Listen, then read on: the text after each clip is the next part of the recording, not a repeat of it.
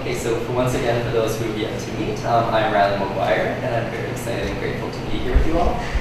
My name is Julia, and it's my privilege to be here with you. So thank you all for your time and attention today. Julia and I have been working with 2 pieces of software and sort of experimenting and seeing what sort of results we can get out of them. Before I get too much into the technical details of how these work, we just wanted to provide a little bit of context as to why we think these programs might be very useful as technological tools for the members of the Brazil-Canada Knowledge Exchange Program.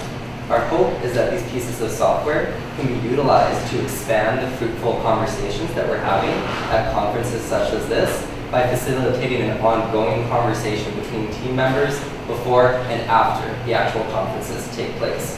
I know we haven't had much of a chance to discuss Diana's paper for Florianópolis yet, but I'd like to borrow a quote that she has that captures the idea of what I'm trying to get at. Diana mentions the idea to promote the co-creation and multi-directional flow of knowledge across multiple sectors, creating new forms of digital connectivity to complement our face-to-face community interactions. And that's really the idea that we're trying to get across with these programs, and it's a goal that we hope to achieve with them. Turn it over to Julia. So, as Riley said, what we have for you today is an overview of 2 tools that we think may be useful to you. And so please, we encourage you to take them as suggestions. So we're going to give you a brief overview of these tools today, but if you would like to install them on your computer, or if you would like help one-on-one, both Riley and I are happy to work with you individually throughout the next few days. Okay. We encourage you to stop us and ask questions for clarification at any point in the presentation. And before we start talking about Mendeley, I do want to acknowledge that this fabulous tool was discovered by a previous research assistant at the center, Andrea Lacerda from Curitiba. So it's thanks to him that we're presenting on Mendeley here today. This is the name of the first tool that we'd like to show you. It's called Mendeley, and you can think of it as a reference librarian. Okay? Now, Mendeley has 2 parts of the software, and we want to keep those 2 very clearly distinguished. So I am going to talk about the desktop application, and then Riley is going to talk to you about the online account for Mendeley. Okay? So the first part of the desktop is, this is what it looks like. You can download it for free from Mendeley.com. Install it on, it runs on Mac. It runs on PC, Windows, and I believe it also runs on Linux, but I have to double check on that. So as you can see, this is my personal library, and I have included here the PDF files of articles and chapters that are on my computer. Okay? So each of those lines that you see over there is reference to one article or one source, one citation. Now, Riley is going to demonstrate how I would add a document that I have just downloaded from the internet into that library. So we go to Add Documents, we locate the file that we want to add, in this case, Examine to 2011, and we're going to just pull it in. So basically, we're going to give it to the librarian. Okay? You can see on the right side of the screen that Mendeley has recognized the title, the author, the journal, the publication date, and a whole bunch of bibliographical information already from the PDF. He does that automatically. Now, this is true for the newer citations, the newer articles that you will be downloading these years. If you're going to work, for example, from a PDF that was a scanned copy of an image of a book in the 1970s, then you are going to have to type these fields in yourself. But you type them in once, and then you can use it for all of your references. So I've downloaded it from the internet. I have all the information. Now I'm going to read the article. So Riley's going to demonstrate that I can open the document, and there are several interesting things that I can do with this document inside Mendeley as I read it. So instead of printing it and highlighting, what I can do is I can highlight electronically. So that's my highlighting tool, and anything that is interesting to me, I can highlight, and it saves the highlighted portion onto the PDF. So next time I open it, it will still be highlighted.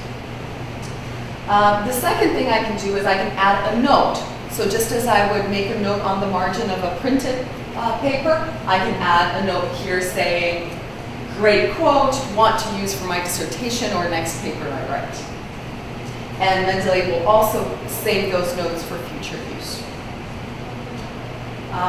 The third thing is we can do the Ctrl-C, Ctrl-V, so copy and paste. If you're doing a direct citation, for example, this is the tool that you use. Then Riley's just going to do Ctrl-C and Ctrl-V somewhere else. And finally, the last nice thing that we like is the full screen view. So if you're reading a lot and you want some more space, you can do that. You can also sort of tuck this part away if you need more monitor space, right? So it gives you a pretty comfortable interface for looking at your documents online and interacting with them in useful ways. Now, we like these functionalities in Mendeley, but what we're really excited about is the referencing part of it.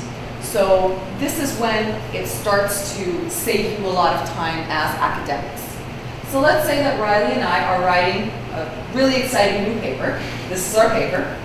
So we've read the Zamet article, and we have some things here that we'd like to include from that. So you can see that we have paraphrased apart some of the content from the article. Now, normally what we would do is we would go to the article and we would find a way to reference that article, right? Well, this is what Riley's going to do. He's going to go to the References tab up there. He's going to click Insert Citation, and then that's going to pull up a little Mendeley view. So you have access, you can search your library through this interface. So he's going to go Zamet, and it's going to show up all the articles by Zamet that I have, in this case just one. We're going to click that, and Mendeley is automatically going to format the reference. Yes, I see some excited. Yes. Okay, it gets better, it gets better. Okay, so this is a paraphrasing, right? So it's not a direct quote. So this is what it would look like if we were to go back to Mendeley and select a quote and copy and paste it here. So Riley has selected the quote that we want to use. What counts as legitimate, probably. Anyway. Now we're going to do another insert citation, right? We're going to pull up the Zamet article again. Now notice that Mendeley will not automatically know which page it comes from. So what Riley's going to do here is he's just going to edit. He's going to say page 13 or whatever. Now when you leave this field, it's going to ask you, are you sure you want to change that?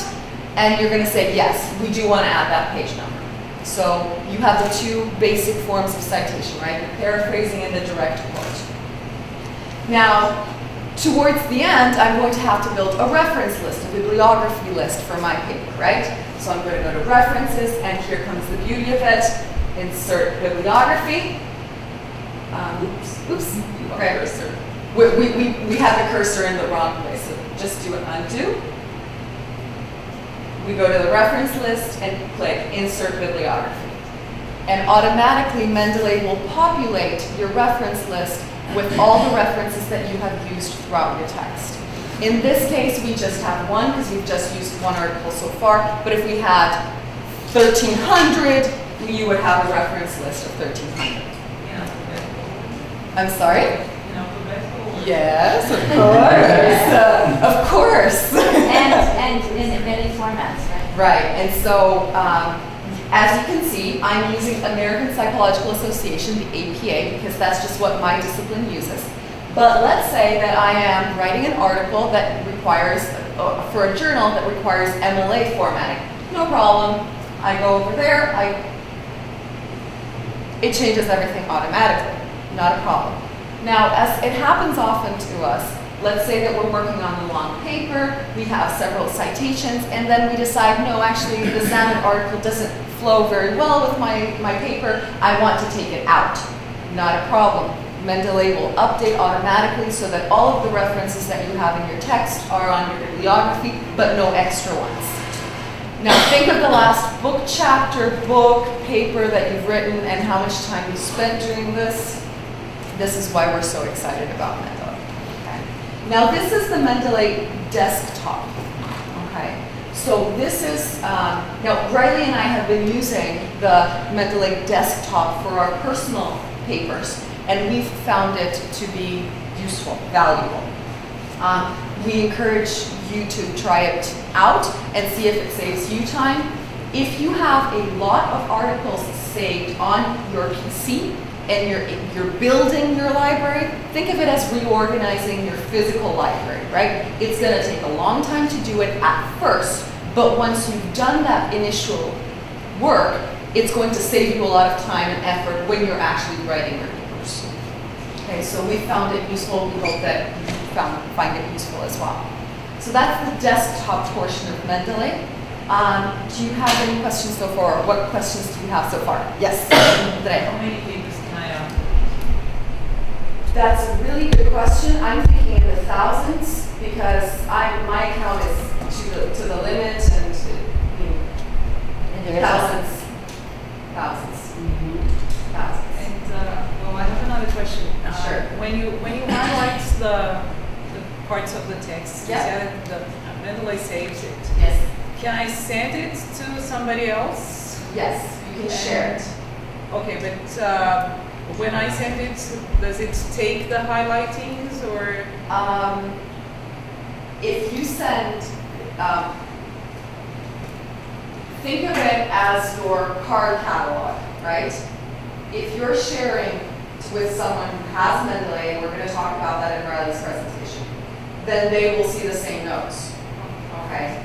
But if you're sending it to someone who doesn't have Mendeley, my guess would be no, okay? Because it won't be able to read the information. That said, I really appreciate the question because what it gets us saying is, this is version 1 point something of Mendeley. It's a relatively new software and it's growing in popularity. They have been making regular updates and fixes and patches, but it's not yet perfect. So it's a work in progress. And so every few weeks, Riley and I will log into it and it will say there's an update available. So I believe that this is the sort of thing that we're going to see more integration capabilities with as time goes by. Can I just add, just in terms of what she said about the time taken, one of the other projects we worked with, Building Global Democracy, has put a lot of their information on a static website. And it's references to a whole lot of articles. So about 2 or 3 graduate students worked on it. Full-time for Full-time a couple of years. 3 years. And I would guess they would take at least 20 minutes per citation to load those up on a static website that you have to log in and find. And each student had a different way of citing it and putting links in. I put about 30 articles from one of their collections on Mendeley. It took me about 30 seconds per article. And it's all the same format, which takes the metadata out of a PDF or a journal article and automatically inserts it in the correct format. So that's another time saver. Yes. So in the end you were working from Microsoft Word, right? Yes, thank you. Thank you, Lily. Yes. I know that a lot of people here in Brazil are using OpenOffice. One of the reasons why we love Mendeley is that it is perfectly compatible with OpenOffice. The integration is very similar to what you just saw. So when you download it, it integrates with all these Office. There's actually a couple more steps. So what you do is you download the desktop, and once the desktop is installed, it would say, it will give you tools, and see where it says uninstall the plugin? That would be where it would appear, install the plugin. And so I've already installed it, so my option is to uninstall it. Now, the option that you see there, install web importer, that one is actually something that for some reason is not working perfectly for me yet, but I do think that Bill has used it, and what it allows you to do is to save an extra step. So when you are online and you are looking at the PDF from a website, from a journal, let's say that you want to import, supposedly for some journals, for some databases, what you could do is say, add to Mendeley, and it will save you an extra step. Could I add also that one of the questions we had last week from a librarian was, well, what's the difference between this and Zotero or something else? Because Zotero is popular with historians. And she said, does this reference archival material? Yes. There's about 20 different types of materials, documents, videos, web pages that you can reference in Mendeley. Exactly. And so, can you go back to the My Library view, please? There we go, thanks.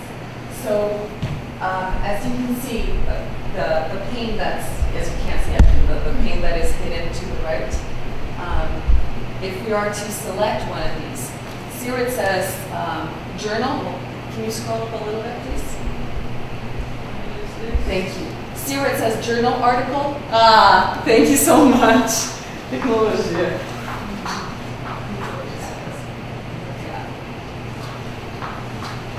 So, where it says journal article, I have the ability to change this. So I can make it a book chapter, I can make it a book, a web page, I can make it a report. Like I use a lot of United Nations reports in my work, and so there are options here. And you can customize which fields you want to show up here. Okay, so there's quite a good degree of flexibility. Other questions about the desktop portion? Yes? How is it different from EndNote? I'm sorry? How is it different from EndNote? EndNote. Well, if you're an EndNote user, then tell me what you see of the similarities. My Very similar. My understanding is that EndNote is no longer being supported, that it's not updating, that it's almost obsolete. EndNote is a Microsoft program. EndNote has been used by colleagues of mine, but it doesn't have the flexibility that this program has. And But it's not available. Like we had a researcher, a postdoctoral researcher, look into what would be most suitable for Brazilians. And to my knowledge, Brazilians don't use EndNote. Well, I see in Joe's eyes that maybe there are possibilities in EndNote. Well, however, let me explain. There's RefWorks, EndNote, Zotero, all the rest. They're competing for market. And we've researched all of them. There's a comparison chart, and we chose this one because it's the only one that's compatible with OpenOffice. So we said, why go with something that's North American British orientation if we're collaborating with people in Brazil? However, the question that everybody asks is, well, I've got all my stuff in Nota Bene or RefWorks or EndNote. Import it. Nota Bene is what I was thinking. You can import it. It will read those documents. But we're not trying to just sell a software to you. We're not just saying this is what we're using. Exactly. And so again, we've found it useful in our work. This was Andrea Lacerda's recommendation for our project. We see some value in it. We really do encourage you to test it out for yourselves. It's a free download, so it doesn't hurt to try it. Joel, if you still think that EndNote or something else works best for you, then there's no reason why you should switch. But also, we've only talked so far about the desktop application. Yes. This is a cloud application as well. I don't know if EndNote does. Yeah. Okay. Do we have any more questions? Yes, about the desktop. Can we organize the papers in like topics, areas? Absolutely. You can see here that I have some folders: Afghanistan, Photo Voice, Refugees. These are the folders that have been useful for me for some papers that I've written. You can also have Mendeley do a couple of interesting things. You can have it watch folders. So for example, as we're downloading articles, right, we usually have one folder called, I don't know, research or research interest or something like that, where we download usually to the same folder or to several different folders. we can tell Mendeley, these are the folders that you should watch. Every time a PDF is downloaded to this folder, automatically import it for me. What you can also do is you can tell Mendeley to make a copy of your library in an external hard drive or even on your desktop. So for example, sometimes when you download your PDFs from a database, it will have this really descriptive title like 1, 2, 3, 4, 5, 6, 7, and you never know what that PDF is called, what article that one is, right? So you can go into Mendeley and you can say, rename all my files with author, date, title. So that's useful as well. Can you do a keyword search through the articles that you've done? Oh, absolutely. Up there to search, you can search by title. You can search by title, by publication, by author. And that goes also for when you're in the Open Office or the Microsoft Word interface. You can also search by publication, by the title, by the author. And no problem with fonts. You could upload from Portuguese also. Oh, the recognition of, I have not had problems. Because all the diacritics and cities did it. I believe so. I don't think that it's country specific, but again, Try it. yes, try it out, please, and let us know. We really would encourage you to try it out, and just give us feedback.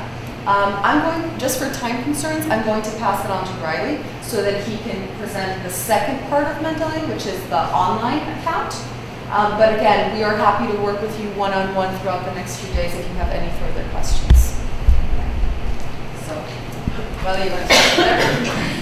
And Andreas, great technology. He's here. Thank you. Thanks, Julia. Okay, so the features that Julia has outlined are not only useful for individual use, but we're thinking they'll also be instrumental for the sort of collaborative research that we're hoping to do with the Brazil-Canada Knowledge Exchange Program through the use of various features like Mendeley's private and public groups. So to get started, Julia is going to sign on to her online account to show us exactly how this is going to work. So you can use your email address to log on. It's very simple to do. And I've actually saved the wrong password just for the demo, so. Perfect. So one thing I want to talk about we both found very useful about the online application for Mendeley. We're going to go back to the librarian reference. And the fact is you can use Mendeley not only to have a hard copy library on your desktop application, but also an online library on the web application. So Julia's going to go to her library where all the files that we saw on her desktop are also present for her to view and for her to check the citations and for her to use. She has synchronized these files in the desktop application. So just like loading music to an iPod or any other sort of device, you just hit synchronize and everything she has on her desktop is going to appear on her online library as well. So we think that's a very, very useful feature for those of us who have lots of files, lots of documents that we have to keep track of. If something were to happen to Julia's desktop, if it were to break, if her laptop were to explode, it would be okay. She would not lose all of her files. Thank you, Bill. They would also be present on the online library. So she would not have to go through all that hard work to recollect all of the research that she has gathered. This is also very useful for those of us, like all of us in this room, who travel a lot for conferences, because it can save you the trouble of having to lug around lots of heavy paper and trying to ensure that all the files you need are stored on your laptop. They can all be backed up online and accessed securely from any computer through the Mendeley site. Secondly, we think we can use Mendeley to keep each other informed regarding the sorts of publications and articles and books that we are reading and we are finding interesting. So say, for instance, Julia reads a certain article that she thinks I will find interesting and relevant. She can go to her desktop application. She's going to pick the article that she wants to share with me. Julia and I have created a private test group between the two of us to share material. So Julia's going to add that article. There's many ways you can do that. You can just drag it onto the test group name. You can go to the test group and select add document. There's lots of different ways. And then once again, she's just going to sync it for us. And then it's going to appear on the test private group that Julia and I are sharing. And I will be able to see the reference to this article. It'll take a second. And it is going to tell me that my personal account has exceeded the limit. Because she likes it so much, she's filled it up. Unless you become a member of the ERCK group, in which we purchased extra space Yes. for other groups, 15 megabytes. Okay, so the Xamarin article that we've been using has been uploaded onto our private group, and I can now view this citation. So with that information, I could go see if the article is accessible through my university services. I could access the article, and then Julie and I can start talking about it. That's the great thing about Mendeley. You can also start a dialogue using it.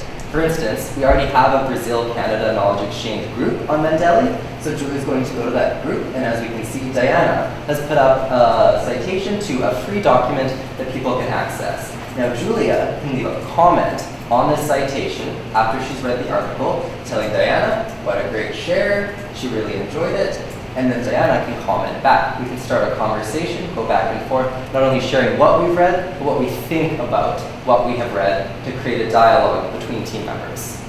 Okay. Finally, and most importantly, something that we really like about Mendeley is the potential to help us in the co-creation of knowledge. So we've been talking about published articles that we want to share up until this point.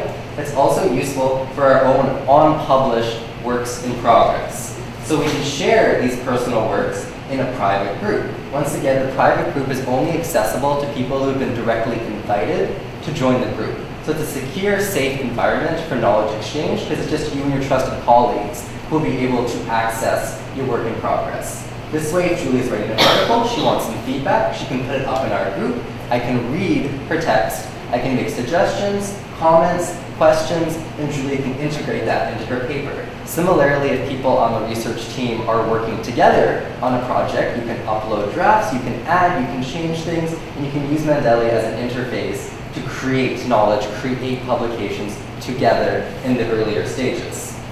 Now, rather than just primarily talking about them at conferences, you can do it before the conference as well as after the conference. Now, I could take some questions now, or we could move on to the copyright concerns. Does anybody have any questions about the online? It's a lot more complicated than we just showed, but we don't want to overwhelm people with information overload. Like I said, Julie and I will be available for the rest of the time that we're here if you have any more specific questions. But are there any questions at this point?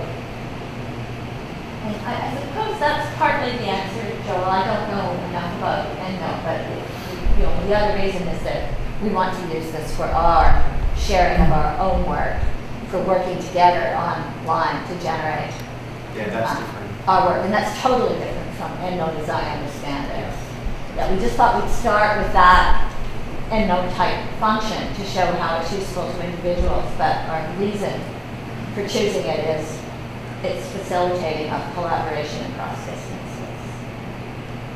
Okay, so I've been talking a little bit about published and unpublished materials, and this is a good time to segue into one of the sticky issues, which is just copyright concerns. So Julia is going to elaborate a little bit on how copyright works with Mendeley. So my understanding as someone who went through her undergrad 10 years ago here in Brazil is that copyright issues not taken so seriously. How many of us did our undergrads with Xerox, based on Xeroxes of books?